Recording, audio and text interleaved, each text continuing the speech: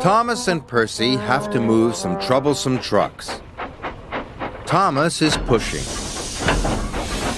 And Percy is pushing too. But the troublesome trucks are going nowhere. Can you see why?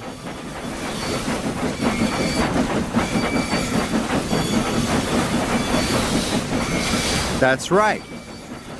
Thomas and Percy are pushing against each other. No wonder it's so difficult. Let's try this again. This time, Thomas is pulling instead of pushing. And so is Percy. But the troublesome trucks are still not moving. Do you know why?